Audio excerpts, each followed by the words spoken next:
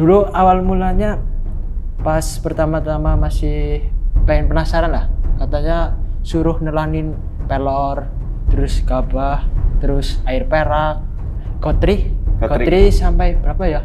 Sampai kayaknya 10 lebih sih kayaknya. Paling kemarin lah, baru-baru kemarin dipukulin orang. Dipukulin? Ya sekitar banyak lah. Nggak kerasa dipukulin, cuman kayak disentuh sini, kayak disentuh sini. Nggak pas yang sampai sakit banget nggak. Tapi berdarah-darah nggak? Enggak. Nggak pengap, nggak apa sama sekali? Enggak. Kalau udah lama-lama tuh bawaannya tebel banget, terus kalau di tes pakai pisau apa golok, bunyi besi, kayak besi sama besi tuh sering bunyi gitu.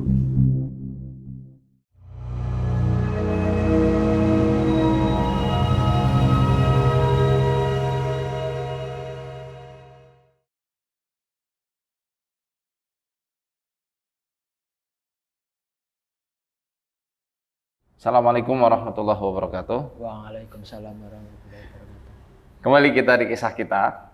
Alhamdulillah kita kedatangan narasumber yang beliau backgroundnya itu pendekar. Ya, intinya beliau ini pernah belajar ilmu tenaga dalam untuk kebal ya Mas ya? Kebal omongan netizen apa gimana? Kebal tangannya. Ya, beliau Mas Arjun sama Mas Luhung.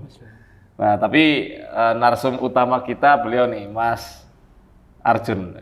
Arjuna Pak? Arjuna. Ya, biasa nama panggilnya Arjun. Arjun. Ya. Itu penengahnya Pandawa. Sehat ya Mas Arjun? Alhamdulillah, sehat Pak. Iya. Gimana pengalaman belajar ilmu kebal? Motivasinya belajar ilmu kebal apa tuh? Motivasinya dulunya pas kecil sering diremehin. Dibully. Katanya cemen, terus takut sama orang, nggak berani keluar malam-malam gitu. Ya, ditindas lah, sering ditindas. Gara-gara itu akhirnya kepengen belajar bela diri ya. Bela diri. Itu ilmu kebal ini bercampur di aliran bela diri tertentu atau cuma belajar ke guru guru spiritual apa ya istilahnya ya? Belajar ke guru spiritual sih. Oh enggak, bukan belajar bela diri. Enggak sampai ke bela diri. Dikasih apa tuh biar bisa kebal? Biar kebal. Dulu awal mulanya pas pertama-tama masih pengen penasaran lah, katanya suruh nelanin pelor, terus gabah, terus air perak, terus beras merah gitu, disuruh nelanin gituan. Terus kembang kantil apa ya namanya? Kantil ya, kantil. Kantil. Dimakan. Sampai berapa itu? Berapa ya? Kalau air perak kalau nggak salah sampai 10 air perak. Apa orang masalah pencernaan? Terus kalau Kotri sampai berapa ya? Sampai kayaknya 10 lebih deh kayaknya. Nggak hitungan. Kalau sama gabah juga udah nggak hitungan. Soalnya gabahnya kan banyak banget, kalau dikasih tinggal masuk aja pakai air, minum, sambil diminum. Nah, habis makan sama minum yang nggak lazim kayak gitu tuh, ada efek nggak di pencernaan? Nggak ada sih, alhamdulillah nggak ada. Cuman ke badan tuh rasanya enteng malah. Bawaannya enteng, terus seger. Bawaannya enteng. Kayak kulitnya rasanya jadi tebel. Kayak ada yang lapisi. Iya, kayak ada yang lapisin gitu. Itu cuma diminum itu aja pada ritualnya?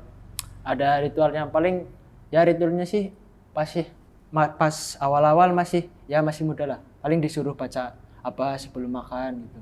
Sebelum makan. Oh, malah sebelum makannya pelor gitu, disuruh baca apa wiridan dulu gitu, ngamalin sesuatu. Enggak, jargon saya kira sebelum makan bakso apa tahu. Oh, jadi sebelum makan ada wiridannya? Wiridannya dulu. Oke, ini enggak kita publish lah ya. Jadi kalau teman-teman mau belajar, ya jangan. Karena efeknya nggak baik ya. Karena Mas sendiri juga sudah merasakannya ya. Tebel, enteng di badan, tapi kalau buat ibadah gimana? Ibadah sih Ya alhamdulillah Aman. ada sisi positifnya sih, aman. Jadi malah rajin banget gitu. Terus habis sholat jadi wiridan sampai enggak, kalau sholat tahajud tuh sampai nggak kerasa udah subuh gitu. Bawaannya pengen wiridan terus sholat terus itu pas awal-awal. Wiridannya apa itu? Ya pas awal-awal sih disuruh baca 333 kali. Terus pas kalau udah selesai 7 hari suruh baca sebisanya aja. Paling sedikitnya 33 itu. Disuruh. Ada puasanya enggak? Ada. Apa puasanya? Puasa weton, terus pernah puasa putih. Putih ya udah. Terus puasa mati geni. Kalau pati geni apa yang dilakuin waktu itu? Mati geni kan disuruh mati geni, katanya makannya cuma sedikit, terus airnya segini. Terus apa ya? Pas bukanya habis wiridan. Habis selesai wiridan. Salat maghrib dulu, terus wiridan, terus tinggal buka. Bukanya sedikit. Tidur nggak? Pas itu tidur. Oh tidur? Nggak apa-apa. Katanya tidur nggak apa-apa. Oh boleh, berarti pati geni madhab ini ya, madhab lain ya. Pati geni yang versi fleksibel. Soalnya setahu saya yang namanya pati geni kan nggak tidur ya. Iya tidur. Terus Ya, nggak boleh kena lampu. kena lampu ya. Ada yang suruh ngurung di kamar gitu. Pokoknya nggak boleh kena sinar matahari gitu. Itu pati geni atau ngasrep? Katanya sih pada gini, Pati tapi geni. kurang paham. Soalnya kalau ada versi yang lain kan ngasrep itu kan nggak boleh makan yang bernyawa. Ya, kalau itu bebas ya. Ya, Yang penting bebas. sedikit. Iya, sedikit. Kemudian yang kerasa banget di tubuh itu ada apa yang namanya yang membalut itu daerah mana? Daerah sini, Tangan ya tangan. sama Sama muka. di badan? Di badan sih enggak, lebih ke sini sama muka. Mas pernah lihat nggak sosok yang selama ini dampingi? Kalau ngelihat secara langsung sih belum, tapi kayaknya kalau di mimpi udah Oh ya apa itu? didatengin kayak kakek-kakek berjubah putih tapi nggak bisa dilihat. Terus di mimpi tuh dibilangin kamu harus rajin sholat, terus zikir, terus disuruh berbagi gitu kepada yang membutuhkan, terus berperilaku jujur. Udah. Ya intinya disuruh buat berbuat kebaikan. Buat istilahnya nambah dayanya itu ya, Ya, daya kesaktiannya itu ya. kayaknya itu. Pas suatu ketika kan tidur. Pas tidur tiba-tiba mimpi tuh aku lagi terbang di atas kayak genteng rumahku, terus kan belakangnya sungai. Nah di sungai tuh kayak ada naga, terus badannya kok Sungai-sungai iya, itu? sungai-sungai itu warnanya putih, terus lagi kayak ngejagain rumahku, ngejagain di rumah. Kan belakang rumahku sungai, nah terus naganya di belakang rumah. Itu Mas lihat jam berapa? Jam berapa ya lupa. Pokoknya pas tidur malam. Oh maksudnya pas mimpi ya? Iya pas mimpi. Oh saya kira ngelihat secara langsung itu. Kalau yang itu belum. Naga putih. Paling seringnya di mimpi sih, kalau secara langsung paling jarang, paling bisikan doang, kalau bisikan hati, kalau enggak dari kuping. Apa bisikannya tuh? Bisikannya biasanya sebelum ada yang terjadi, biasanya udah kayak dibisikin ini mau ada kejadian ini gitu. Terus kenyataan, terus kayak awas di sana ada hujan, kamu jangan ke sana. Kan aku biasanya bodo amat gitu. Terus beneran di sana hujan. Itu selalu Ya, terjadi. Terjadi. Nah bisikan itu muncul setelah makan gotri sama minum air perak atau sebelum itu udah ada? Belum, itu kayaknya udah satu tahun. Setelah 1 tahun terus ngamalin ilmu gitu, ngamalin ilmu ya lebih banyak gitu. Nah baru ada kayak bisikin kayak gitu. Berarti dari kecil nggak pernah ada bakat Nggak. indigo atau apa ya? Enggak, kayaknya enggak ada. Tapi Mana sih murni pure murni belajar ya? iya. Tapi apa? Tapi sih kata orang tua dulu pas lahir itu kan dibawa kayak ke kakek-kakek gitu. Kan enggak di USG. Terus ditanyain tuh, kan tanya ke orang, itu anakmu nggak usah di USG, itu udah jelas laki-laki. Terus ada yang bilang pas kemarin lah, terus itu anak itu pilihan, maksudnya ada yang jaga kayak gitu paling. Enggak yang Sebelum lahir dibilang gitu iya, ya? udah dibilang gitu. Ada yang jaga? Iya. Yang jaga namanya malaikat hafazat lah. Itu duta penjagaan dari Allah. Iya, hafazat itu memang semua manusia ada itu hafazat. Itu mau yang mukmin, mau yang kafir itu semua ada. Penjaga namanya malaikat hafazat. 4 sebenarnya ya. Yang 2 ini raqib atid, nyatat amalan baik dan buruk. Yang hafazat ini depan belakang, pergantiannya waktu subuh sama asar. Di riwayat Imam Muslim kan ya gitu.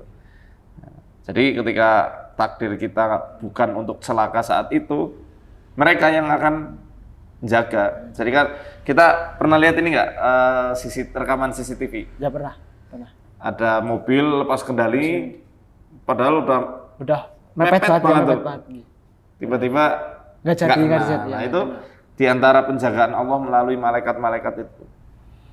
Kayak misalnya kejatuhan apa itu dari atas, itu juga termasuk bagian dari tugasnya hafazat itu.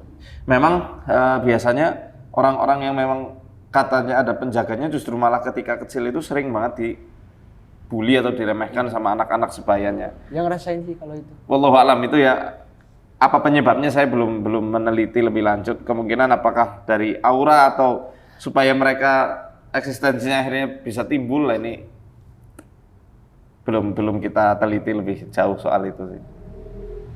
Karena beberapa kasus yang akhirnya belajar dan terjun ke dunia bela diri yang bercampur supranatural kayak gitu itu memang awalnya karena dibully, diremehkan, nggak dianggap itu kan. Paling parah diapain Mas dulu waktu kecil itu?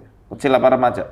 Oh, kejadian. Terus paling kemarin lah, baru-baru kemarin dipukulin orang.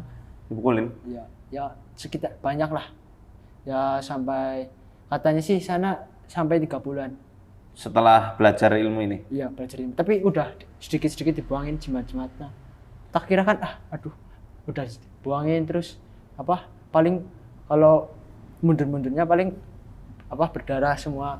Terus pas udah dipukulin nggak kerasa dipukulin, cuman kayak disentuh sininya, nggak kerasa yang sampai sakit banget, nggak, cuman kerasa kayak disentuh doang. Nggak ada luka? Ini Banyak sakinya.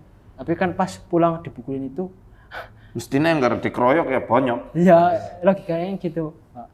Terus kok kan pas dibawa temen, aku kan lari, udah capek banget, nggak lara sih nggak sakit sih nggak, cuman lama kelamaan kok capek dipukulin terus, ini terus menyat, terus berdiri terus lari ke belakang, kan masih ada yang ngejar, terus aku bilang aku udah capek gitu, nggak usah ya. Terus Mas Arjun nggak ngelawan? Nggak ngelawan, udah di bawah, nggak bisa dipukul gitu parah banget ya. Sampai motor pun rubuh terus nindihin. Maksudnya karena Mas Arjun mungkin orangnya diem ya? Iya diem, bener. Sering ngalah gitu ya? Iya sering ngalah. Pas posisi dipukul aja aku cuma diem. Posisinya kalau nggak, kan di situ kan ada temen aku yang sininya bocor, berdarah. Gara-gara itu yang tadinya fight sama sekolah sebelah kan berdarah. Terus yang satu tuh nggak terima, mau nyerang yang udah berdarah, kan aku dari samping terus langsung motong jalan. Terus aku, kamu sama aku aja. Aku tadinya nggak emosi, tapi lihat teman mau digituan kan langsung nggak terima, langsung kamu sama aku aja gitu. Terus sana bilang, kamu nggak tahu aku kan cuma diam gitu, nggak tahu aku yang ini loh, caranya kayak preman gitu, udah pernah masuk polisi gitu katanya gitu. Terus aku cuma diam. Masuk polisi jadi kebanggaan ya, maksudnya masuk penjara jadi kebanggaan gitu, biar takut. Aku kan malah ketemu orang sombong gini, aku malah suka ini kalau ketemu orang-orang gini gitu. Aku cuma diam, sana tiba-tiba ngejar, terus dari kejauhan lompat, nendang posisinya, aku cuma diam gini, nggak ngelawan, cuma diam aja gini, nggak kerasa emosi, nggak hawanya tuh flat aja, kayak tenang, hawanya cuma berdiri aja, hawanya nggak ada rasa marah, nggak ada rasa takut apapun, bawahnya tenang, udah nggak apa-apa dipukulin itu, kayak udah flat aja gini, udah berdiri aja. Terus pas udah berkali-kali dipukulin lah, udah ngelawan lah, masa aku diem aja gitu. Terus ngelawan kan nendang tabrakan kaki tabrakan tuh sama kakinya dia ya. tumburan terus sama-sama kepental kan aku kepelarak jalan, kepleset jalan. Pelarak ya? Iya, kepelarak. Kepleset. Apa bahasa ngapak lah. Kepleset jalan kan masuk got gitu kan. Sebelahnya ada got. Nah, di situ 5 orang merapat. Nah, aku kan di bawah. Tangannya semua gini semua ke bawah. Terus aku cuma diam melihatin ke atas. Tapi tangan kosong ya? Tangan kosong. Iya, alhamdulillah untung nggak pakai sajam kan. Sajam. Aku cuma diam melihatin ke atas. Oh, gini doang. Terus temennya, menyat terus disuruh berdiri kan, ini bajunya ditarik, suruh ke belakang. Nah, aku masih nggak terima tuh. Masih bawaannya tuh tenang aja, pengen ngelawan tapi nggak ada rasa emosi tuh. Pengen nolongin temen aja, takut kenapa-napa kan. Terus aku lihat belakang. Loh, kok udah nggak ada temennya, udah lari semua, tinggal di situ yang diincer kan cuma aku doang. Nah, tinggal aku sama 3 apa 4, tapi itu nggak ada yang ngincer, cuma ngincer ke aku doang. Ngincer terus aku cuma diam aja. Terus kan ngelawan sana bawa kayu tuh, ngambil kayu mau dipukulin. Terus aku ke samping, terus nggak kena deh, kan masih ada teman. Terus tangannya diginiin, kayunya jatuh ke bawah. Untung masnya nggak kena.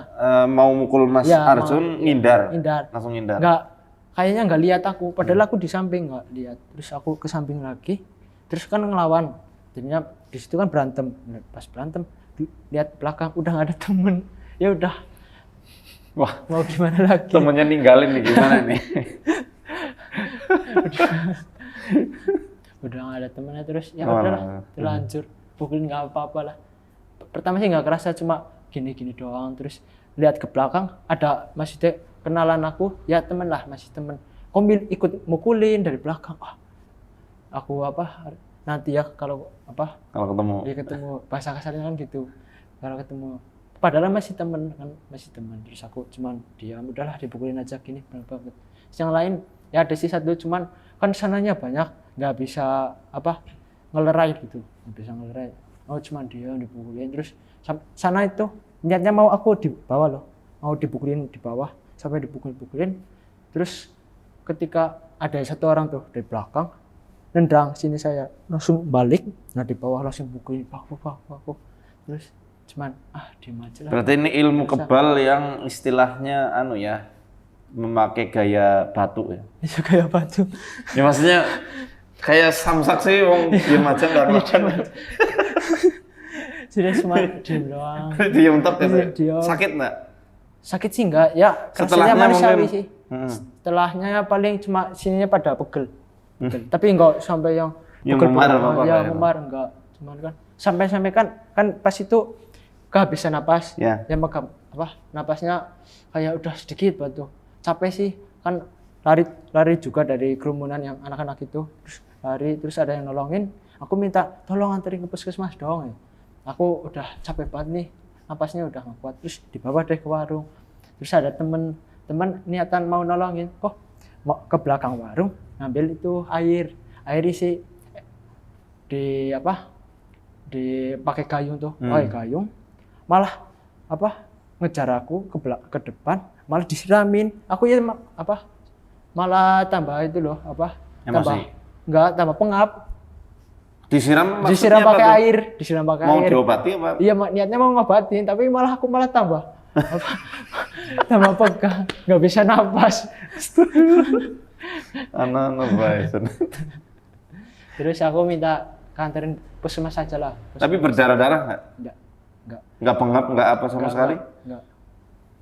Kan aku ngaca habis dipukulin, kok nggak ada apa-apa, alhamdulillah malah. Terus aku ke puskesmas kanterin. Nah, di sana ditanyain, ini anak habis kenapa? Terus temen aku bilang, ini habis jatuh dari motor ya, dadanya kena spion gitu. Terus nggak apa-apa, kan takutnya kalau bilang habis tawar, takutnya nggak ditanganin. Jadinya bilang gitu. Berarti di puskesmas udah cengep-cengep ya? Udah nafasnya kurang. Pengek gitu ya? Pengek. Udah oksigen aja, udah sininya udah sesak napasnya. Itu karena lari kan? Sesaknya karena lari, bukan dipukuli? Enggak, karena lari. Kan jaraknya lumayan jauh sih dari musuh ke teman. Berarti di daerah mana itu? Di daerah Rembang. Rembang. Ya. Sering ada tawuran. Enggak sih, jarang. Baru itu yang rame baru kejadian kemarin. Itu yang pas aku Antar sekolah itu ya. ya antar sekolah. Kan pas kemarin tuh viral banget sampai ya masuk polisi sih. Oh iya? Iya, sampai kepolisian. Soalnya kan sana udah niatan loh, ada niatan. Itu yang ngomong katanya pernah di penjara hanya maksudnya diamankan pihak kepolisian apa memang sudah dijebloskan ke penjara? Itu malah kurang tahu. Cuman katanya bilang nanti rumah kamu aku bakar gitu. Ya aku ya cuman diem. Terus bilang kamu nggak tahu aku siapa? Aku cuman ngeliatin doang itu. Niatnya kayaknya mau bikin mental ngedown gitu kayaknya. Biar aku takut apa gimana gitu. Aku ya cuman diem flat aja enggak. Oh iya, ada saksinya bisa kena pasal berlapis itu. Iya, ancaman nih. Tapi perilaku pas tidak menyenangkan, penganiayaan. Tapi pas posisi yang pelaku-pelakunya disuruh kumpul kan ke kepolisian. Di situ nggak pada datang. Yang datang paling yang masih pada sekolah, alumni-alumninya nggak pada datang. Oke, itu kejadian baru-baru ini. Kalau waktu kecil kenapa sering dibully? Dibully. Alasan mereka membuli Mas itu apa? Katanya apa ya? Kayak introvert terus cemen gitu apa ya? Kayak Cengeng. Iya cengeng lah, kayak cengeng nggak beranian. Terus kalau ada teman-teman lagi masalah nggak ikutan, terus gitu. Ikut nimbrung. Iya nggak ikut nimbrung, terus jarang ikut main, tuh terus nggak dibolehin keluar. Ya ada aja lah. Oh. Ada aja buliannya. Terus waktu SMP juga masih Masih dibully. Iya masih dibully. Oh bulinya malah lebih parah banget. Sampai aku cuman diam gini.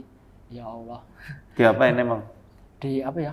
Pokoknya sekelas tuh kayak ngerubungin bilang ya enggak lah. Terus dikebuki? Enggak, dikebuki sih enggak sih. Cuma ya dibully gitu lah. Ya kalau enggak kuat mentalnya kan bisa. Pembulian ini ya, verbal ya. Secara lisan kan, dibully. Wah itu merusak batin sekali. Terus maaf, dengan kejadian kayak gini, orang tua tahu enggak Mas Arjun sering dibully? Dari kecil sih, ya tahu sih pas dari kecil kan sering bilang, terus orang tua ke sekolahan bilangin yang ngebully siapa, terus tetapi masih kayak gitu aja. Ya alhamdulillah sih kalau sekarang sih udah enggak. Tindakan orang tua waktu itu apa? Ya paling ya niatnya mau mindahin sekolah, maksudnya dari sekolah itu dipindahin dulu ke sekolah yang lain. Udah, akunya juga kayak mentalnya tuh ngedown banget. Sampai mau keluar aja nggak berani. Pernah ngerasain di titik itu, nggak berani. Kelas teman. Umur berapa sekarang? 18. 18? Ya Allah. Masih remaja. Baru lulus baru SMA ya? Iya kemarin. Siapa yang paling nggak terima ketika Mas Arjun dibully?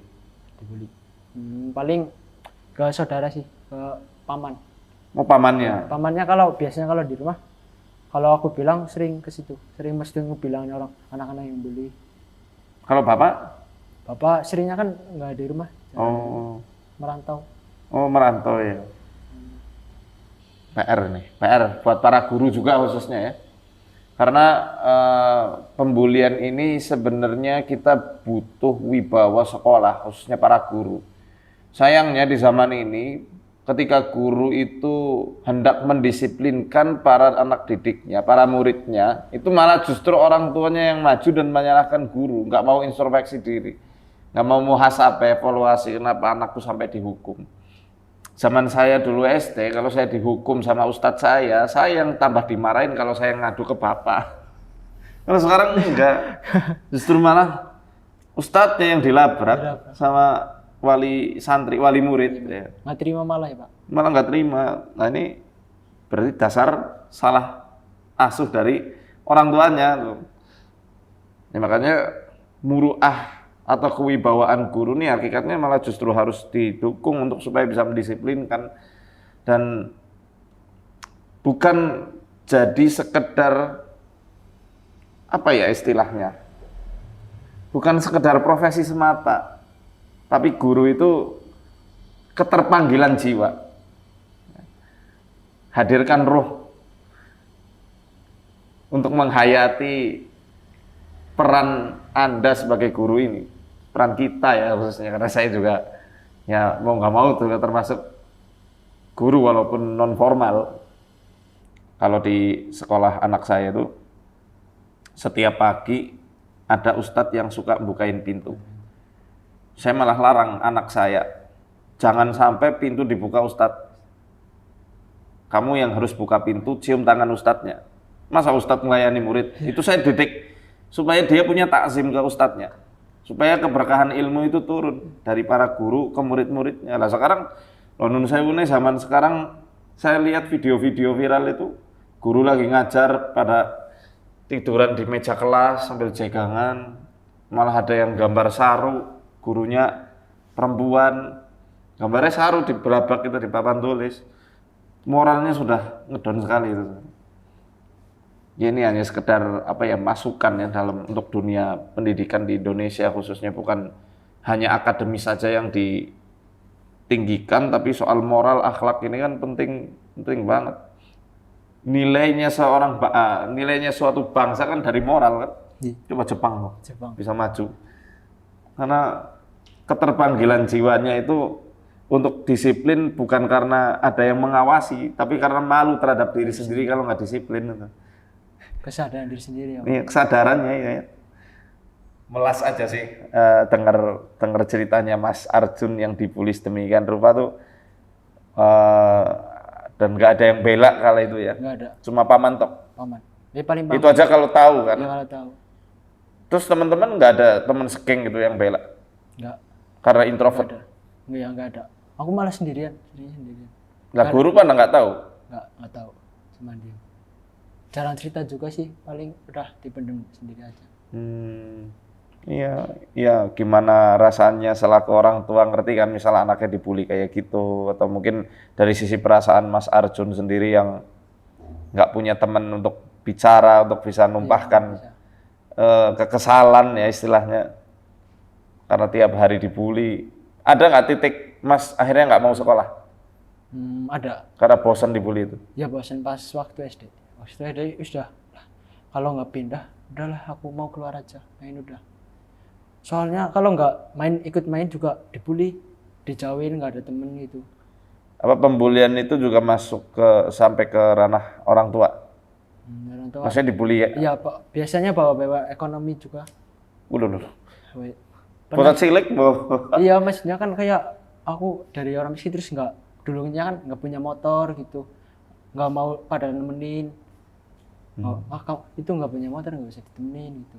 Terus pas ketika nasi padi lah, nasi kan aku bawa makan nasi, terus nasinya tuh ada coklat-coklatnya dikit kan, kayak ada coklatnya dikit, terus itu nasinya kayak ya maaf lah kasarnya kayak ya orang susah gitu, nasinya orang susah ya kayak gitu. Coklat tuh maksudnya apa sih? Kayak gabah, maksudnya ya, ketinggalan gabahnya. Ya, katanya nasinya orang susah ya kayak nggak mampu ya kayak gitu ya. Tapi nggak pernah cerita ke orang tua sih. Astagfirullah. Pas SD kelas 5 masih ingat banget. Parah.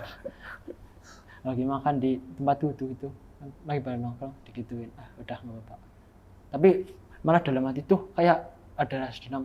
Suatu saat akan pengen buktiin gitu. Dan aku bisa lebih dari kalian. Ya. Insya Allah bisa. Mas jadi orang sukses dunia akhirat. Ya, itu bisa buat jadi batu loncatan ketika sedang munajat doa sama Allah. Ya Allah, hamba ini aku hanya hambamu yang lemah. Sering dibully teman-teman itu, sering diejek. Engkaulah yang paling ngerti kondisi hatiku itu. Cuma kepadamu aku bisa mencurahkan segalanya itu. Doa sama Allah di sepertiga malam. Lakukan istiqomah. Ya, nanti akan Allah berikan banyak keajaiban-keajaiban. Bukan saya yang menjanjikan, buktikan saja lah. Allah yang menyampaikan itu di surat Al-Isra. Daripada nanti nyasar ke ilmu kebal yang malah nggak ada manfaatnya, malah bikin ke ranah tawuran terus kan. Lebih baik ke ranah yang sifatnya soleh saja. Cari circle pertemanan yang soleh, yang baik. yang bisa motivasi jenengan ke ketaatan pada Allah dan Rasulnya. Malah itu insya Allah nggak akan ada yang namanya bulian soal duniawi. Karena tujuannya insya Allah sama-sama akhirat. Malah malu kadang itu untuk bicara soal dunia berlebihan ketika dalam perkumpulan. Karena itu bukan suatu kebanggaan. Mas pengen mulia, mulia dengan Islam, mulia dengan Quran. Jadi pelajari Quran dengan sebenar-benarnya. Pasti nanti akan Allah tinggikan derajat Mas. Bisa ngaji kan? Ya sedikit-sedikit. Ya, harus banyak.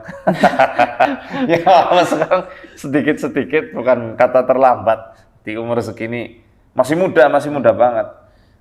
Yang istilahnya udah usia sepuh baru belajar Quran beada malah akhirnya jadi hafizah di umur 80 tahun. Ada itu orang tua di Mesir ya, 80 tahun 30 juz hafal. Nggak ada yang nggak mungkin kan? Yang penting keniatan ya. Niat, yang penting niat yang solehah ya.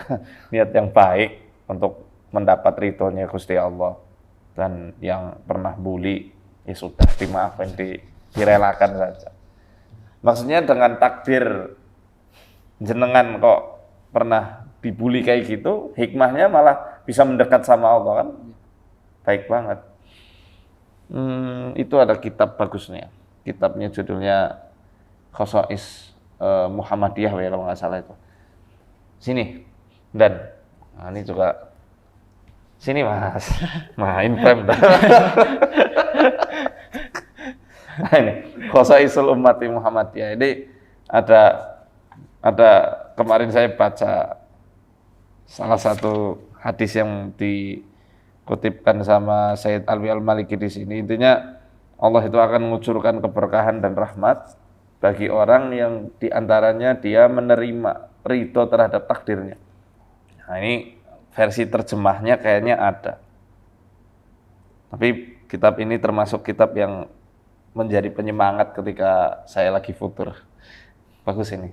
Karya Sayyid Alwi Al-Maliki. Khosaisul Ummatil Muhammadiyah. Nah, Mas kita Muhammadiyah. Lah iya. Intinya dengan melatih ridho terhadap takdir Allah, ya. Kan di antara takdir Allah itu kan ya mengizinkan fenomena Mas dibully teman-teman, ya kan, dipukuli sampai RT yang mukulin jenengan, tapi jenengan masih selamat. Itu kan bagian dari takdir dan perjalanan hidup Mas yang sudah Allah atur. Mungkin hikmahnya supaya nanti Mas bisa cerita ke orang-orang syiar dakwah. Jangan ikut ilmu kebal, nggak ada gunanya. Lebih baik cari aman, ya. Lebih baik tebarkan kedamaian, tebarkan kasih sayang, ya kan? Lebih baik belajar Quran. Coba kalau ilmu kebal itu ada, kenapa sahabat Nabi nggak ada yang belajar, ya kan? Kalau kebal nggak syahid dong. Dan cita-cita orang beriman itu kan, kalau nggak dia menang, kemudian dia mulia, atau mati syahid. Justru malah kebanyakannya nyari mati. Makanya apa yang dikatakan Khalid bin Walid ke panglima-panglimanya Romawi. Ya, kami datang bersama laki-laki atau pasukan yang mencintai kematian sebagaimana kalian mencintai dunia untuk hidup. Ya, kalau tujuannya mati ya nekat. Tapi kalau masih takut kematian, kan pasti ragu-ragu. Itu rahasia kunci kemenangan kaum muslimin dulu melawan dua imperium, Persia sama Kekaisaran Romawi, ya itu ngarep mati. Jadi nggak ada yang pakai ilmu kebal-kebalan. Pernah diruqyah sebelumnya? Udah berapa kali? Kayaknya 1, 2, 3. 3 kali. Iya, reaksi. Yang pertama reaksinya sama kayak kemarin Mas, kayak gitu. Ya gitu. Pas ruqyah masal ya? Iya, Kemarin kita ada ruqyah masal di Desa Tunjung Muli, Karangmoncol. Nah beliau ini katanya reaksi karena saya nggak lihat. Saya kan panggungnya di luar ya, Mas di dalam berarti? Di dalam. Di masjidnya? Di masjid. Reaksinya parah? Ya setengah sadar, setengah enggak, ya kayaknya parah. Ada videonya ya? Oh ada videonya. Wah, nanti kita tampilkan ya, reaksinya nih.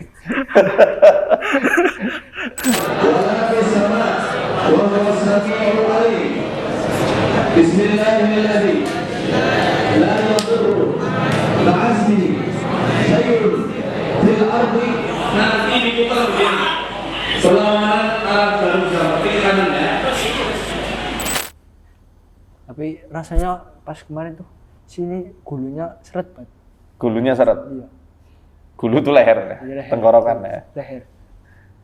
Kayak dahaga banget Ya ya. dahaga banget. Kayak kecekik sininya. Kering. Iya. Hmm. Terus apa? Bawa nggak pas waktu baru berangkat tuh udah badan tuh udah nggak enak.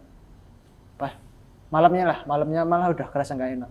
Udah kerasa nggak enak. Terus pas besoknya kan kalau mau niat dibersihin pasti gitu.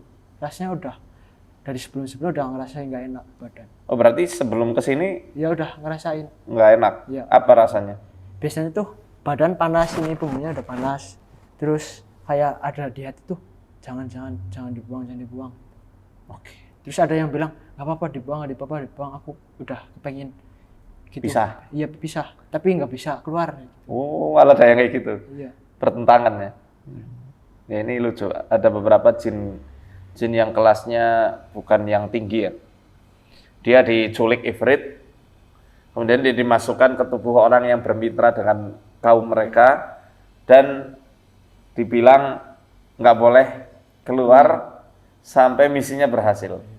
Nanti jaminannya itu apa? Kadang keluarganya diculik sama si ifrit, kadang dirinya sendiri bakal diancam, nanti kalau kamu keluar dikeroyok sama pasukannya. Jadi kasihan itu sebenarnya. Ada yang terpaksa untuk mendekam di tubuh seseorang. Keluhan setelah ada keinginan untuk melepas ilmu itu, ada enggak? Sudah dilepas atau Enggak, maksudnya kan Mas ada keinginan ya. Iya, kayaknya. Kemudian selama mungkin sudah berbulan-bulan atau bertahun-tahun belajar ilmu kayak gitu, ada keluhan di fisik enggak? Ada.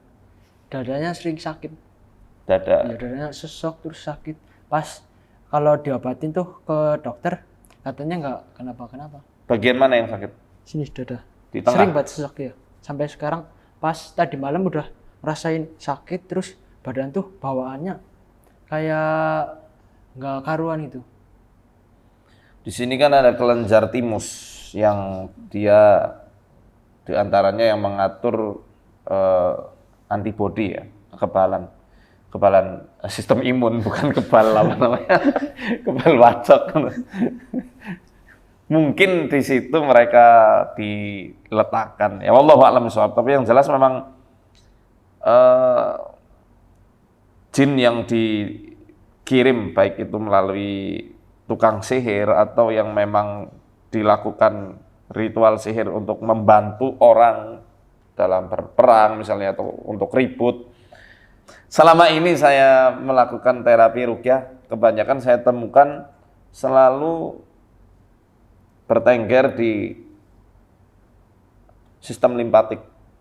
Ini bagian-bagian tubuh yang dilewati jalur limpatik, ya di situ mereka bertengger. Di sini. Ya. Di sini kan ada nih getah bening kan. Tiroid ya namanya. Ada tiroid kan di sini, di ketiak, di sini, selangkangan, sini. Ya. Nanti kalau teman-teman mau lihat nih, jalur limpatik itu kemana aja gambarnya. Nah, itu sering di area situ ditempatkan. Jadi cuma di dada aja. Yang lain ada keluhan lagi enggak? Ada. Sini kepala. Rambut rontok? Enggak, rontok sih enggak, sering sakit. Terus pas posisi kan lagi duduk terus berdiri tuh pusing banget, sering kayak matanya gelap banget. Kayak anemia? Iya kayak anemia, tapi pas bersih enggak apa-apa. Normal, tensinya normal gitu. Oh, enggak ada darah rendah? Enggak darah rendah. Terus sering lupaan gitu. Tapi semenjak belajar kayak gituan tuh sering lupaan. Kayak daya ingatnya tuh melemah. Melemah banget. Aku ngerasain banget tuh kalau setelah belajar ilmu gituan pas udah kesini. Bagian kepala sebelah mana tuh? Sebelah sini biasanya. Sini. Oh di sini ya? Iya. Sini bisa. Berarti menyeluruh? Apa cuma menyeluruh. di satu titik? Menyeluruh. Hmm. Yang paling terlihat banget kan daya ingatnya jadi lemah. Sampai sini nggak pusingnya? Sampai sini. Oh, sampai paling, sini ya? Sini.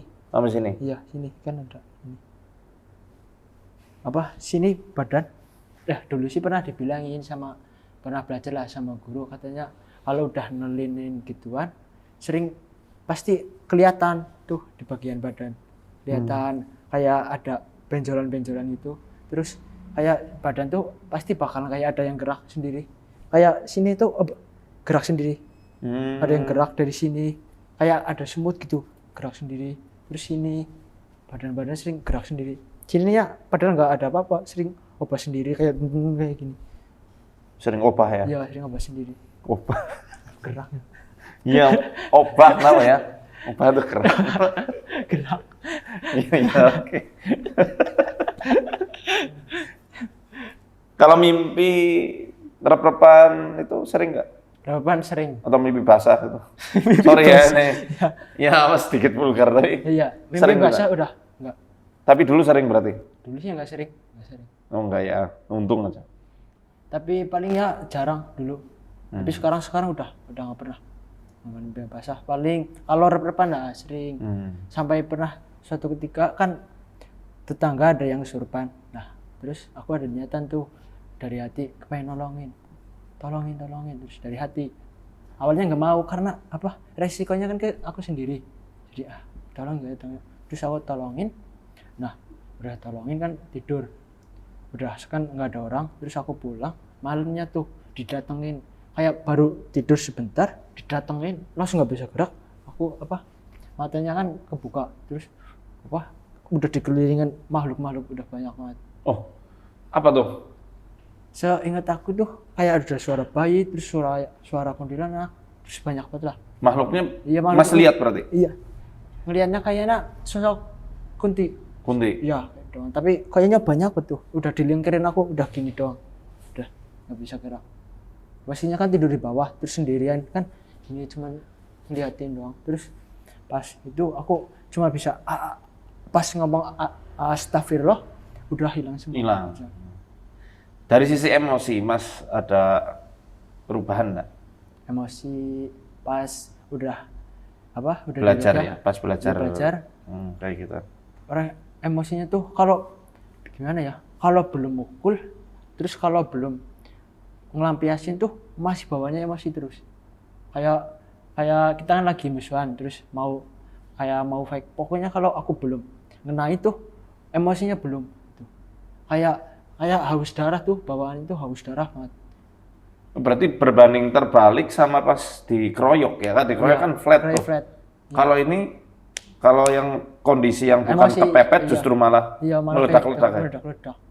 Sama orang tua juga gitu. Padahal cuma dibilangin cuman dia bilangin sedikit, suruh gini, terus langsung kayak tuh nggak terima, langsung nggak terimaan, kayak bawaan tuh apa sih lo ya gue tuh lebih tinggi, bawaannya gitu, sombong, bawaannya itu sombong hatinya. Ini jadi kata Sayyid Al-Arwasi itu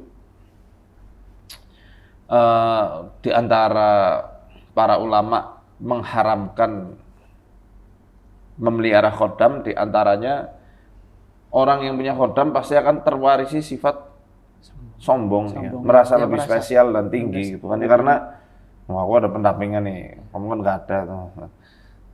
Terus selain itu pernah mukuli orang juga yang haus darah itu tadi?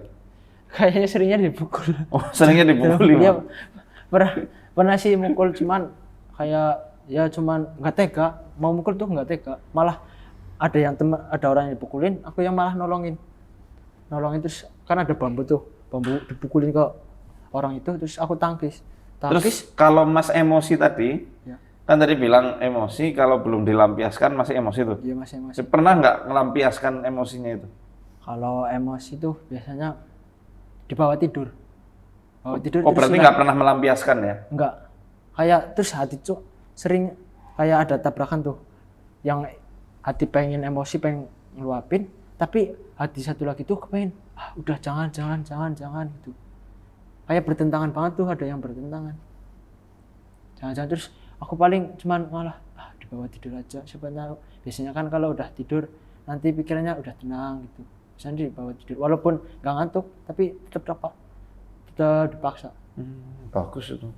Pernah nggak karena marah banget di bawah tidur juga nggak bisa tidur akhirnya nyakitin diri sendiri?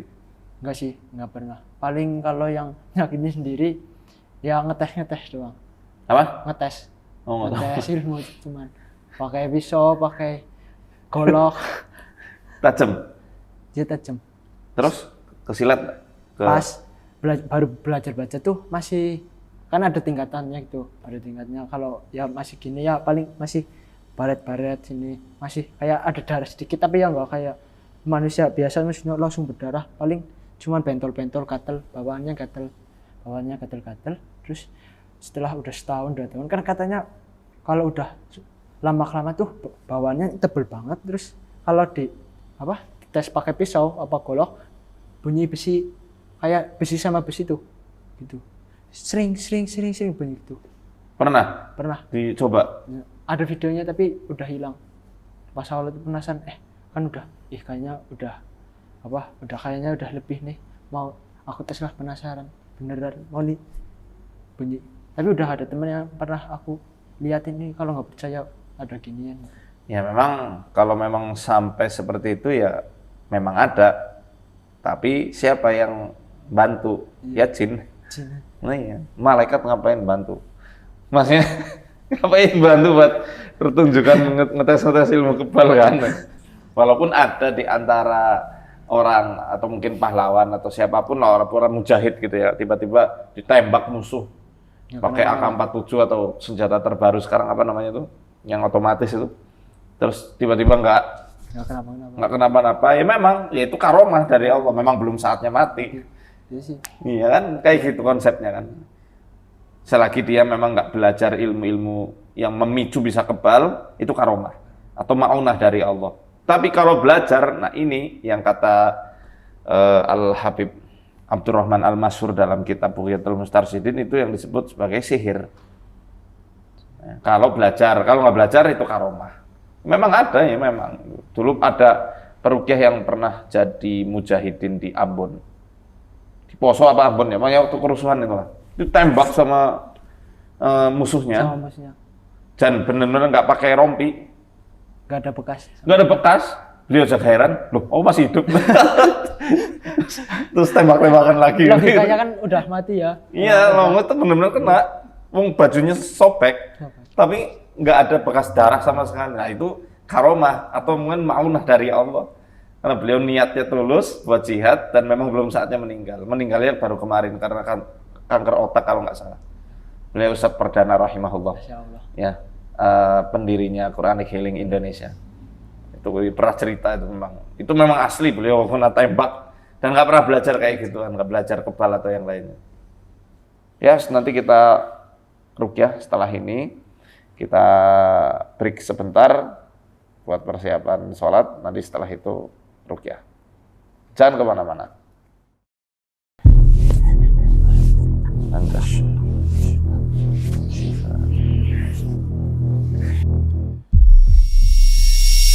ولقد فتنا قبلهم قوم فرعون وجاءهم رسول كريم